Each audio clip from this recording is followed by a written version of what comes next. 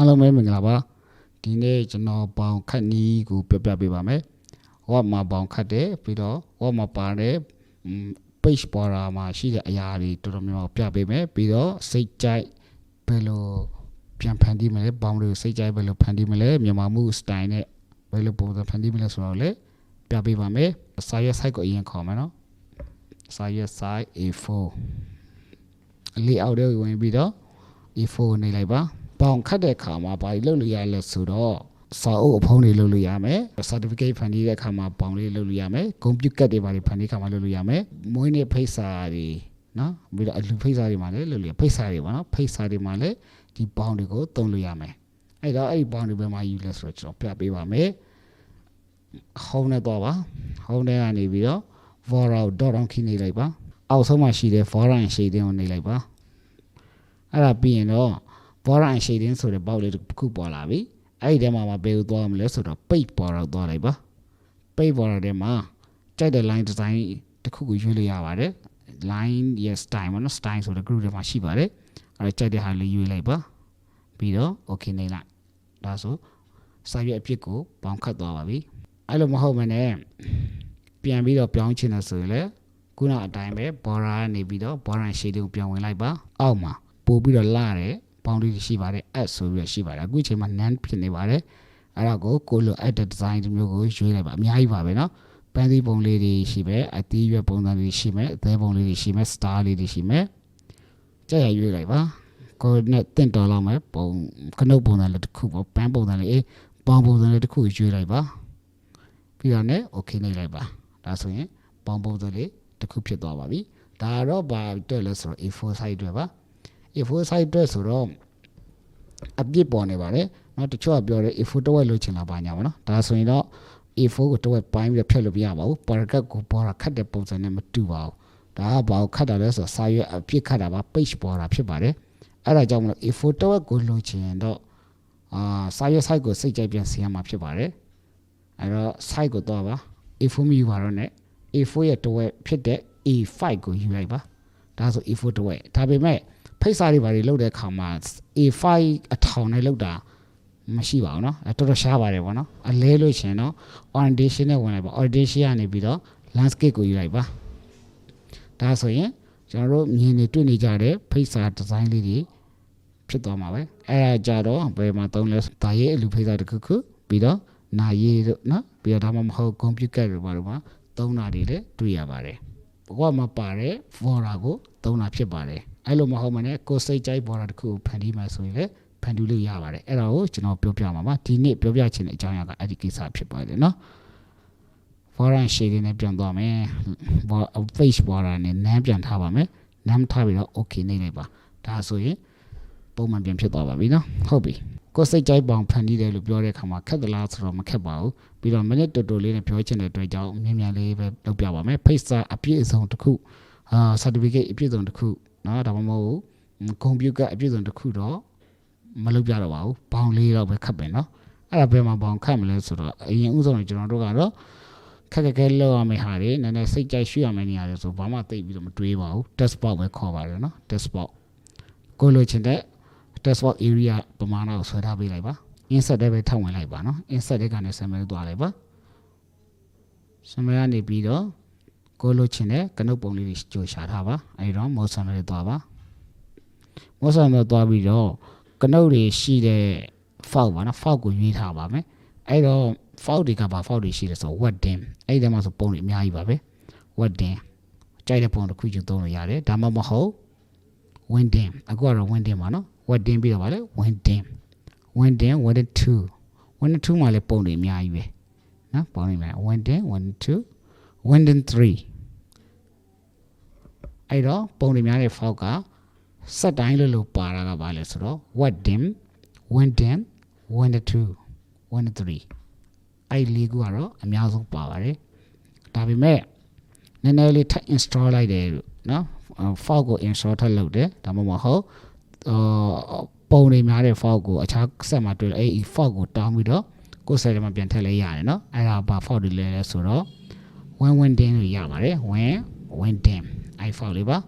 အဲ့ဒီထဲမှာလည်းပုံတွေအများကြီးရှိပါတယ်เนาะမြန်မာမှုပြုတဲ့ ပုံနေရှိတယ်နောက်တစ်ခုကရှိတယ် mattress window ပါ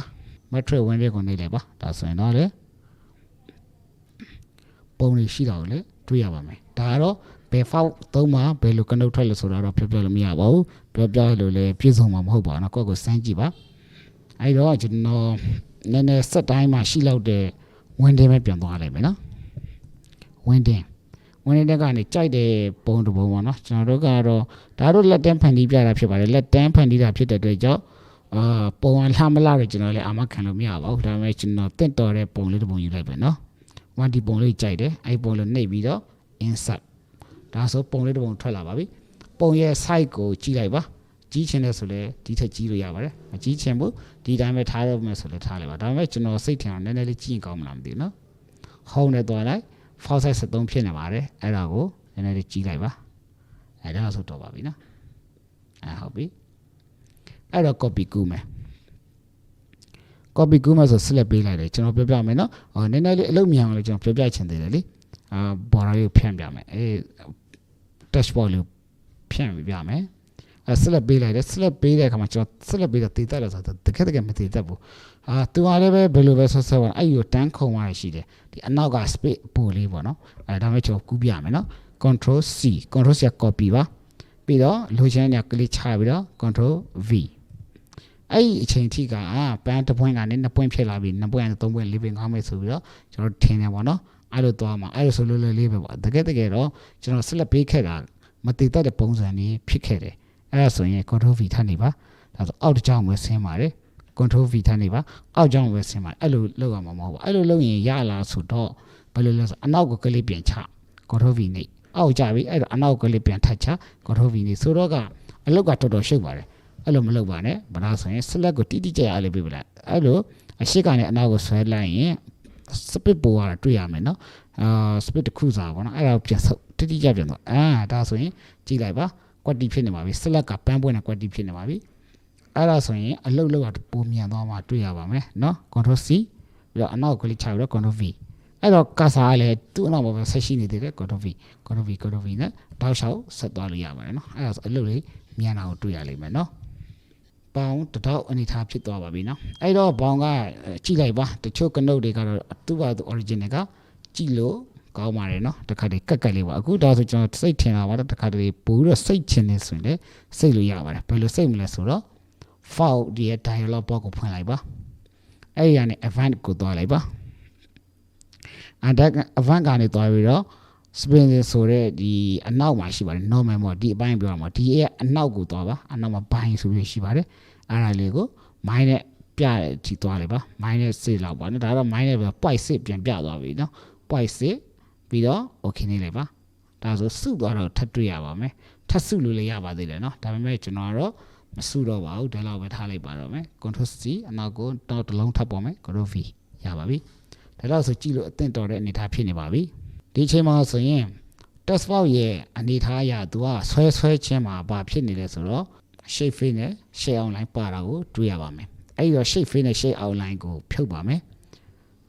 shape format တွေသွားလိုက်ပါ shape format ကအပေါ်မှာနော်ဒီ tab home tab insert tab တွေရှိတယ်လေအဲ့တဲ့အနောက်ဆုံးမှာ shape format ရှိတယ်အဲ့ shape format ကနေပြီးတော့ shape face ကိုသွားလိုက်ပါ shape face ကို no face ထားပါအဖြူအောင်ထားမယ်ဆိုရင်မတွေ့ရဘူးလို့ထင်ရပါမယ်တကယ်တော့ပျောက်သွားတော့မဟုတ်ဘူးအဖြူအောင်ဖြစ်နေတာပါလုံးဝ transparent ပုံစံမှာဖောက်ဘူးပေါ့နော်ဒါကြောင့် no face ထားလိုက်ပါဒါဆိုအနောက်မှာဘာမှမရှိတော့ပါဘူးအဲ့ dashboard ရဲ့အနောက်မှာ outline ကိုလည်း no outline ထားလိုက်ပါအဲ့ဆို outline မတွေ့ရတော့ပါဘူးဒါဆိုဒီမှာကြည့်လေပြောင်းဖြစ်သွားပြီနော်ဒါကတကယ်ပုံစစ်ပဲရှိပါတော့တယ်အဲ့ဒါကမှနောက်ထပ်ပွားရှင်းနေဆိုရင် copy တွေပါလုပ်လို့လည်းရပါတယ်ဒါပေမဲ့အဲ့လိုမလုပ်ချင်လည်းမြန်မာစံဖြစ်စေချင်တယ်ဆိုဘာလို့လဲဆို control လေးဖိထားလိုက်ပါ control ဖိထားပြီးတော့ဆွဲချလိုက်ပါနော်ဆွဲချလိုက်ပါဒါဆိုရင်ပေါင်တစ်ခုရသွားပါပြီနော်ပေါင်အပေါ်အောက်တစ်ခုရသွားပြီအဲ့တော့နောက်တစ်ခုလည်းအဲ့လိုပဲထိုက်လို့ပါ control ဖိထားပြီးတော့ဆွဲထုတ်လိုက်ပါပတ်လေဖြစ်မှာဆိုတော့ပြန်ထောင်းအောင်ပါမယ်90 degree ပါ90 degree လက်နဲ့ကမျက်မှန်းနဲ့ကြည့်တတ်မယ်ဆိုတော့ဖြစ်ပါတယ်သူကလည်းပဲကွက်တီကြောင်တော့ထပ်ကနေဟိုပါဘောနော်လဲလိုက်တာနဲ့သူဘယ် degree ထိရောက်ပြီဆိုတာကိုတော့သူအနည်းဆက်ဆုံးတော့ရှင်းထားပေးတာရှိပါတယ်ဒါပေမဲ့ဒါကစာလေးချင်းတဲ့လူတွေအတွက်အစင်သိမပြေဘူးလို့ထင်ခဲ့မယ်ဆိုရင်တော့အဲ့လိုမလက်ပါနဲ့ဘယ်ကနေလက်မလဲဆိုတော့ shape format တွေတော့ပါ shape format နဲ့ array ဆိုတဲ့ group ရှိပါတယ် array ရဲ့ group အနောက်နားလေးမှာ rotate ဆိုတာရှိပါတယ်90 degree လဲလိုက်ပါ ဒါဆိုလေပြန်ထောင်သွားပါပြီနော်အဲ့တော့ကာစာချမယ်ကာစာချတဲ့အချိန်မှာ